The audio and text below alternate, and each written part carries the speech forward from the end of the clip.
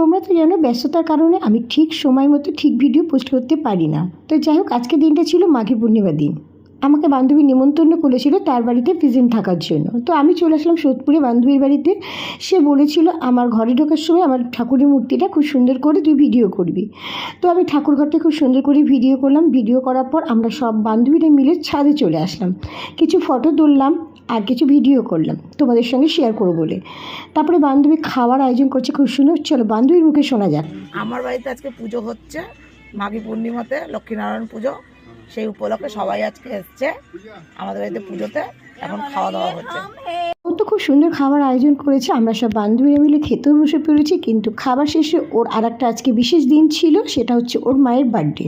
তো আমাদের সবাইকে বলেছে থাকতে, তো আমরা থাকলাম। ওর মায়ের বার্থডে কেক কাটা হলো, তারপরে তো আমরা সবাই মিলে যার যার মতো বাড়ি চলে আসলাম। তো আজকে ভিডিওটা কেমন লাগলো তোমরা কিন্তু অবশ্যই কমেন্ট করে জানিও।